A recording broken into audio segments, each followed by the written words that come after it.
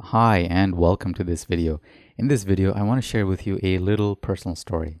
And the reason I share this is I want to stress the importance of practicing emotions. You see, even after practicing and working with emotions with myself and with my clients for a few years now, I still consider myself a beginner. Now, if you'd asked me several years ago before I started coach training how many emotions I could name, I could honestly only name about 4 or 5. And they were emotions like, anger. And I laugh now because that's kind of the first one that comes up: anger, irritation, annoyance. Then there was happiness, excitement, joy, love, sadness. But then there are more emotions. There are richer emotions that create the gamut of the human experience.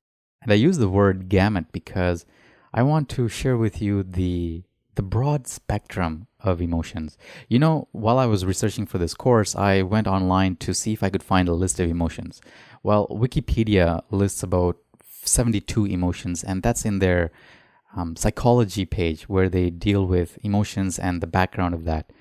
Okay, that was great, 72 emotions. That's, a lot more than the 4 or 6 that I knew. Then I dug around a little bit more and I came across a website that has 4,000 different emotions. These are all emotions in the English language, but it got me wondering, what if you knew all of the emotions in all of the languages from all of the cultures around the world? I'll bet you it would probably be a lot more than 4,000.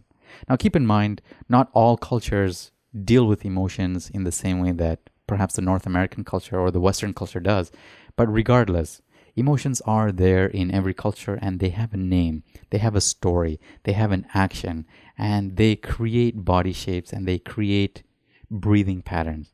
I mention all of these because emotions are tremendously valuable in how we show up in the world, in how we show up in conversations with other human beings. So one of the things that I want to mention is that emotions help me move into a new space. And movement is tremendously important because as we live our life, as we go through our life in situations and events and experiences, we are moved to take action. We are moved to create something. And our life is a direct result of all of those movements, all of those actions that we've undertaken in life.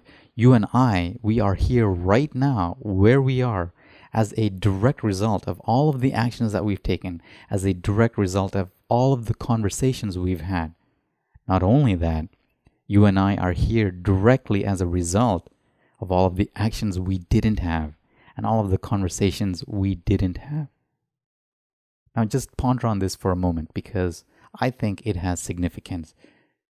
Certain actions that we take will allow us to move in a certain direction at the expense of other actions and other directions we could have gone in. So why is this important? Because we haven't gotten to this yet, but the word emotion comes from a French word émover, which means to move, to take action, to go into a different space. And that's why I say emotions move us.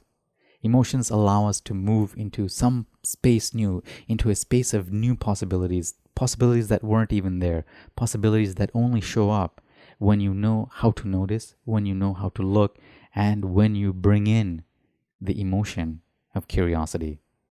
And so to quickly wrap up, I just want to share that, in the beginning, I could only name about 4 to 5 to 6 different emotions.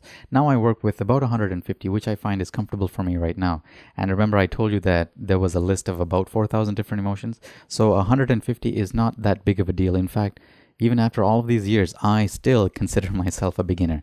Now, one of the goals again is I want to invite you to enter this course and enter the exploration of yourself and of your emotions with the emotion of curiosity. Curiosity is about learning. It's about finding out things, not for the sake of solving problems or solving situations, but curiosity just for the sake of learning. And I invite you to bring that joy and bring that excitement into the course and into the rest of the videos. I hope that has been helpful for you. And if you do have any questions, please don't hesitate to post in the Facebook discussion group or in the discussion forums here, and I'll get to them as soon as I can. So take care of yourself. Have a beautiful day, and I'll see you in the next video. Bye-bye for now.